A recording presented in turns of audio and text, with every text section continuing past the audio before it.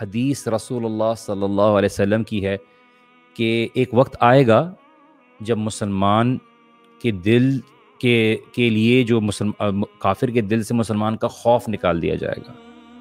تو صحابہ نے یہ بات پوچھی تھی کہ کیا ہم کم تعداد میں ہوں گے، کیونکہ صحابہ کے لیے یہ بات کتنی عجیب تھی کہ وہ کم تعداد میں تھے لیکن لوگوں پر بھاری تھے. رسول اللہ صلی اللہ علیہ وسلم نے فرمایا نہیں، تم کم تعداد میں نہیں ہوگے، تمہاری تعداد اتنی ہوگی جس طرح سے سمندر کی جھاگ کے مانند ہوتا ہے، کہ تم کتنا زیادہ نمبرز میں ہوگے لیکن جو تمہارا خوف ہے وہ اللہ سبحانہ و تعالیٰ کفار کے دل سے نکال لے گا. جو تمہاری ہیبت ہے، تمہارا خوف ہے، because they will not be worried about کہ ہم یہ کوئی ریاشن کریں گے، بیکاز ان کے اندر اپنی خود کی یونٹی نہیں ہے. Nobody will stand up for them.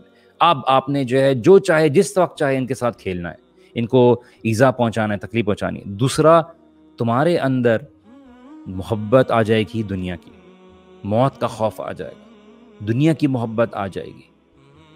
اور یہ مسلم امت کے لیے ایک ویک اپ کال ہے. ہم انتظار میں بیٹھے ہوئے ہیں کہ دیکھیے دوسرا کوئی آئے گا اور کر بیٹھے گا کام، اور ہم شاید اس بات کے ذمہ دار نہیں ہیں. آپ اور میں سب ذمہ دار ہیں. اور اسی کے ساتھ ساتھ یہ بات بھی سوچنے کی ہے کہ اگر میرے مسلمان بھائیوں کو کہیں پہ تکلیف ہو رہی ہے تو اس کی تکلیف مجھے بھی ہونی چاہیے. اگر مجھے نہیں تکلیف ہوتی یا مجھے کسی بات کی بے چینی نہیں ہوتی ان کی اس حالات کو دیکھ کے، تو اس کا مطلب میرے ایمان میں کمی ہے. کیونکہ میں اس بات پہ بیٹھا رہا ہوں اور تسلی میں بیٹھا رہا ہوں کہ ارے وہ تو ان کے ساتھ ہو رہا ہے، وہ تو ان کے ساتھ ہو رہا ہے، وہ تو ان کے ساتھ ہو رہا ہے.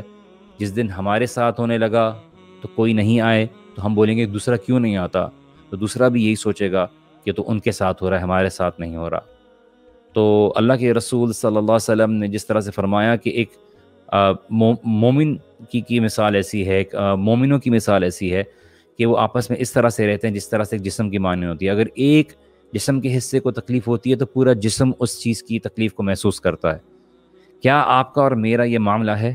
کیا آپ کا اور میرا معاملہ ہے ایسا کہ ہمیں وہ تکلیف ہو رہی ہے، یا آپ اور میں اپنی زندگی میں لگے ہوئے ہیں کہ میری کھانا ہو جائے گھر کا، میری آسائش ہو جائے، میرا گھر بن جائے، اور اصل تو آخرت، اصل تو دار جو ہے وہ ہماری جو آخرت کا ہے.